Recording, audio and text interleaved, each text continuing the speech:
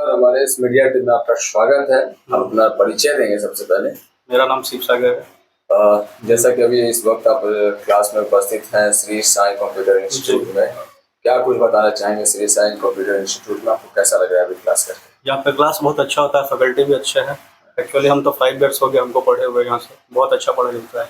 यहाँ पे अभी मेरा टाइपिंग चल रहा है। अभी आपका टाइपिंग चल रहा है। यहाँ के फैकल्टी का नाम क्या है?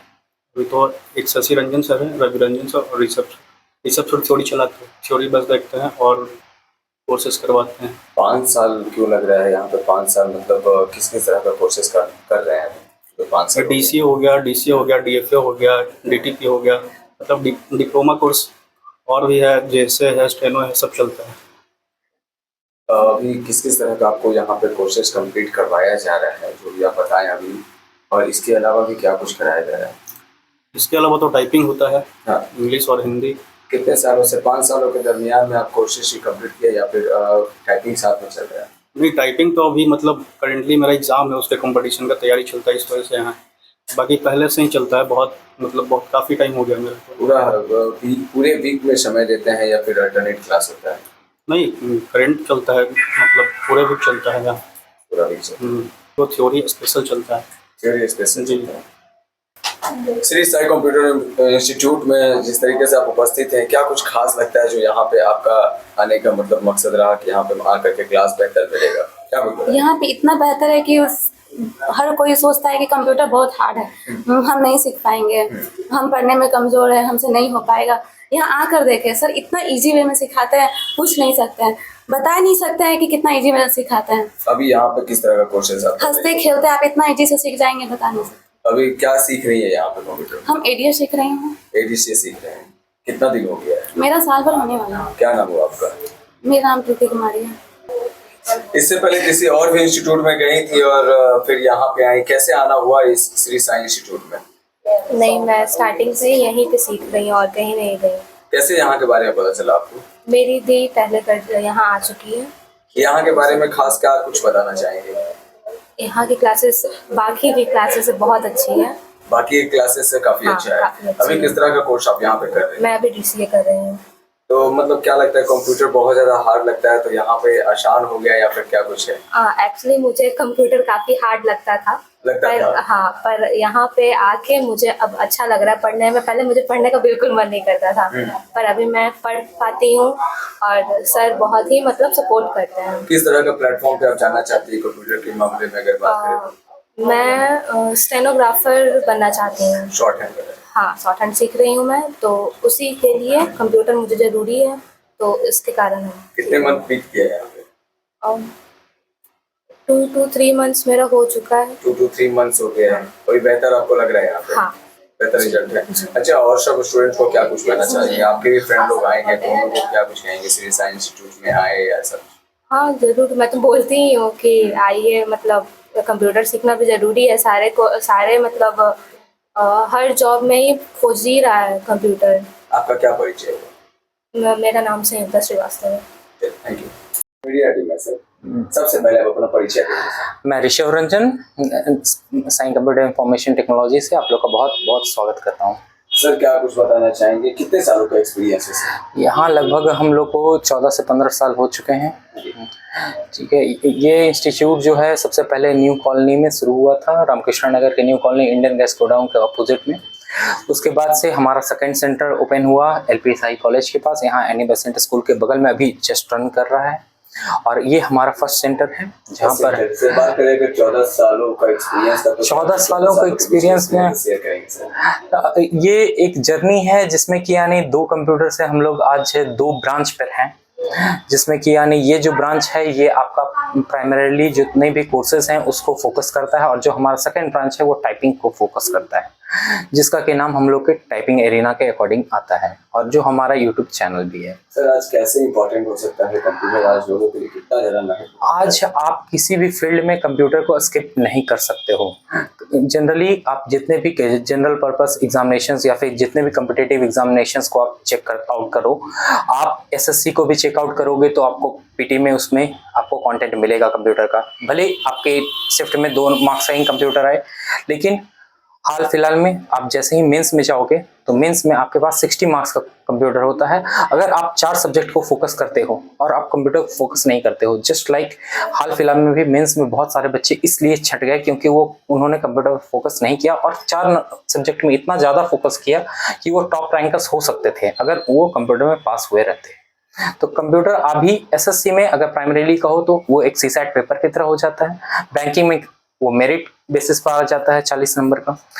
रेलवे में कुछ दिनों के बाद जब सीईटी लागू होगा पूरे देश भर में, तब सारा जब पीटी एग्जामिनेशंस कोलाइड हो जाएंगे तब वहां पर आपका यानी कंप्यूटर का एक अलग सेक्शन होगा जो कि यानी आपका लगभग 20 नंबर को कवर करेगा और वो आपका पूरा मेरिट बनाएगा। तो इसीलिए आप अभी कहीं भी स्किप नहीं कर सकते हो, चाहे आप प्राइवेट जॉब करने वाले हो चाहे आप सरकारी जॉब करने वाले हो, आपको उस चीज को कवर अप करना पड़ेगा। सर कंप्यूटर एक्चुअली में सीखा जाता है या फिर पढ़ा जाता है सर? एक्चुअली कंप्यूटर एक्सपीरियंस किया जाता है। कंप्यूटर कभी भी पढ़ा नहीं जा सकता, कभी भी सीखा नहीं जा सकता। आप सिखाने वाले हो सकते हो लेकिन बेस्ड ऑन द एक्सपीरियंस आप उस चीज को आगे ग्रैस्प करके आप आगे उस पर वर्क करते हो। आपका एक्सपीरियंस मैटर करता है कि आपने उस चीज को कितना अपने अंदर लिया है, कितना आपने उस पर समय बिताया है। It's all about practical knowledge and your mentality that you can survive in that environment. Sir computer में क्या कुछ सिखाते हैं सर? क्या हमारे पास अभी जनरली फंडामेंटल्स में हमारे पास DCA, DFA, DTP, Tally, ADCA सारे पैकेजेस अवेलेबल हैं जो कि सेंट्रल गवर्नमेंट से एफिलिएटेड है हमारे पास जो इंस्टीट्यूट है, और जितने भी सर्टिफिकेट्स होते हैं वो हमारे प्योर सेंट्रल गवर्नमेंट के एफिलिएशन के साथ दिए जाते हैं। सर अगर बात करें तो ये काफ़ी लगातार जो है ये कंप्यूटर के मामले में अगर बात कर रहे हैं तो सर औरों से हट करके हम ऐसे ही बात करना चाह रहे थे कि औरों से हट करके आपके पास श्री साई इंस्टीट्यूट में क्या कुछ खास बेहतर लोगों को? जस्ट लाइक अगर सारे इंस्टीट्यूशंस की हम बात करते हैं तो वहाँ पर प्रैक्टिकल नॉलेज पर बेसिकली फोकस किया जाता है और वहाँ पर कोर्स खत्म होते के साथ ही आपका नॉलेज वहीं पर डिस्पर्स हो जाता है। जैसे ही आप प्रैक्टिकल नॉलेज खत्म करते हो आपका नॉलेज वहाँ पर खत्म कर दिया जाता है। यहाँ पर ऐसा हम लोग थोड़ा सा एडवांस करते हैं, चीज़ों को उस तरह से लेते हैं जैसी अभी दुनिया है।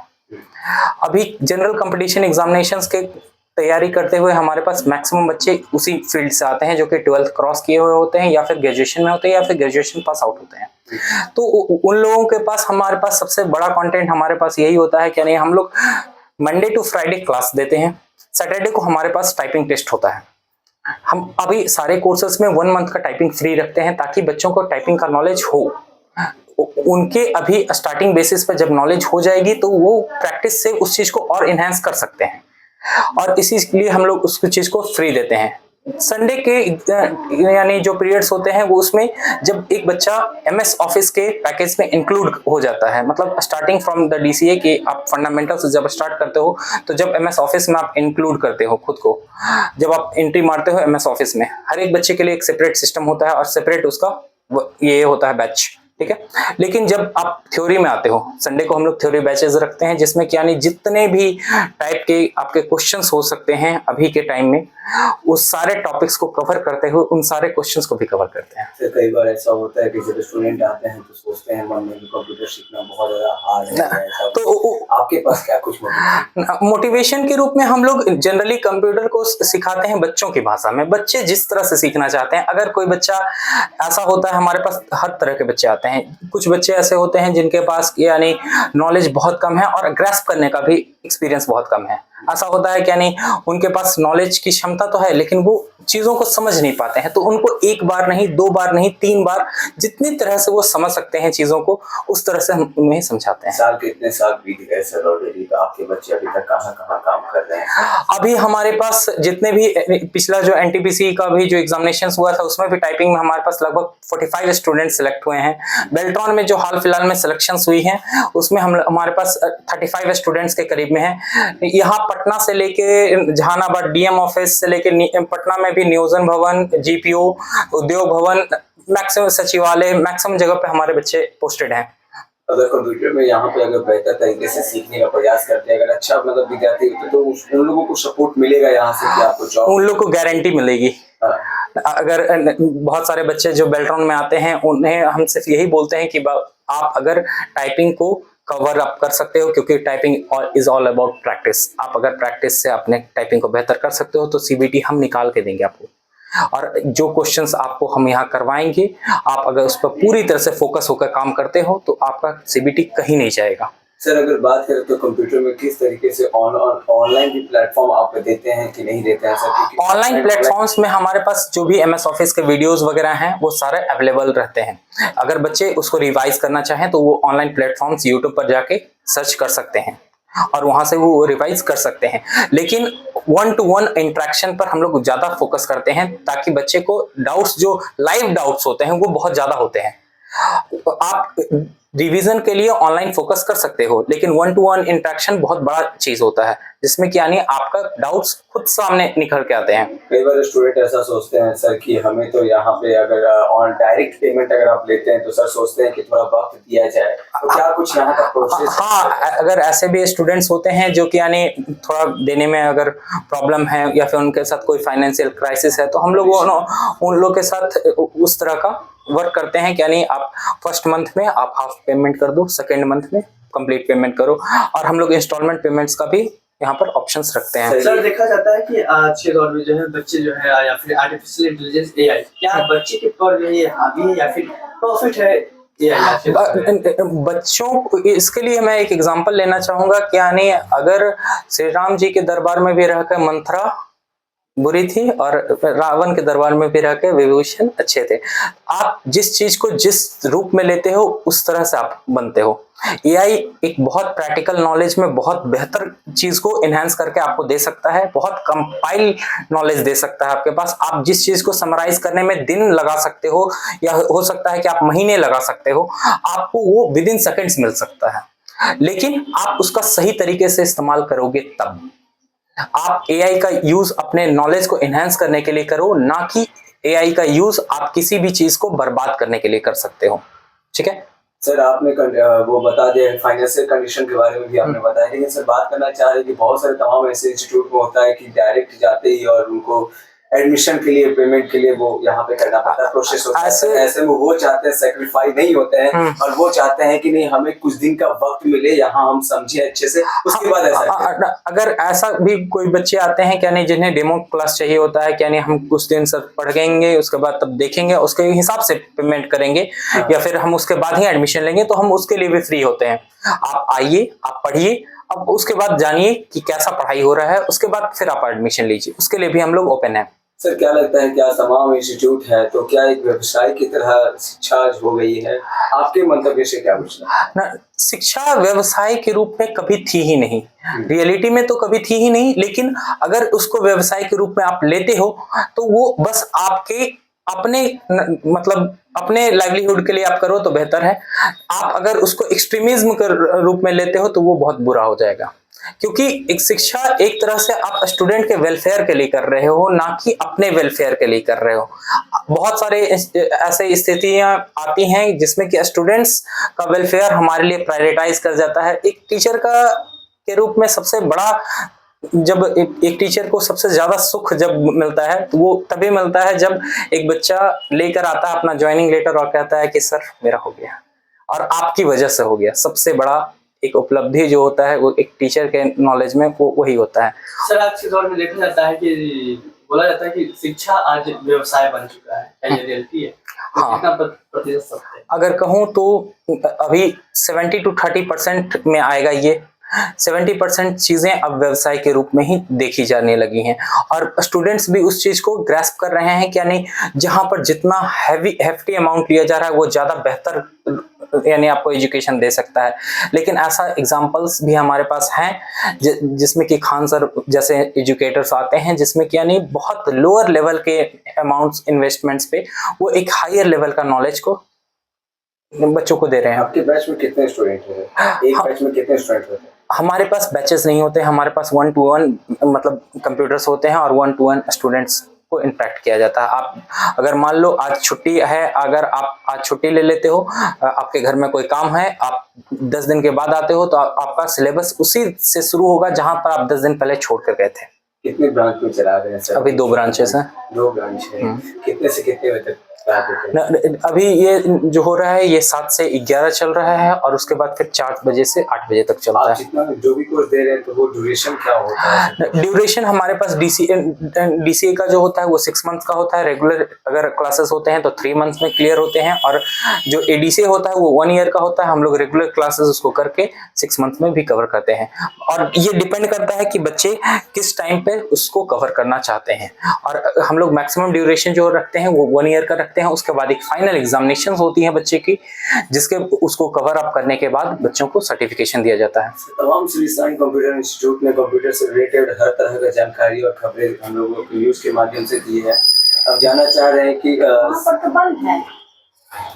सर यहाँ का एड्रेस और कांटेक्ट नंबर बताएंगे स्टूडेंट लोग।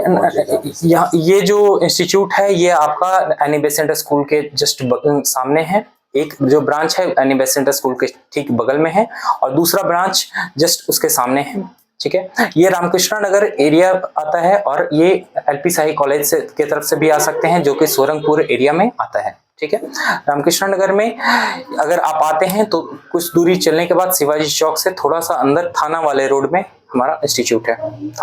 सर क्या बच्चों को किट वगैरह भी आप प्रोवाइड? हाँ, जो कोर्सेज होते हैं कोर्सेज के साथ बुक्स और जितने भी फॉर्मल अटैचमेंट्स होते हैं, जो भी आपके रिगार्डिंग जितने भी कोर्सेज के जो भी आपको मतलब आपका डाटा सेंट्रिक जो भी आपको चीजें मिलती हैं वो सारा कुछ अवेलेबल होता है कोर्स के अंदर ही। कॉन्टेक्ट नंबर दे दीजिए।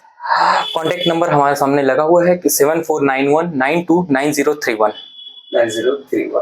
अब सर जाते जाते एक अंतिम संदेश दे दे सर, क्योंकि आने वाला होली है तो होली मुबारक को हमारे चैनल के माध्यम से सबको दे दे। आप लोग सभी को एस बिहार की तरफ से होली मुबारक और श्री साईं कंप्यूटर इंस्टीट्यूट आप लोग सभी का हार्दिक स्वागत करता है। आप लोग सभी का होली बहुत मंगलमय हो, भवानी की दया आप सभी पर बनी रहे और आप लोग सभी अपने लक्ष्य को बिल्कुल अच्छे तरीके से पूरा करें और श्री साईं कंप्यूटर इंस्टीट्यूट जहां तक हो सकेगा आप सभी बच्चों का सहायता करने के लिए हमेशा तत्पर रहेगा। Thank you.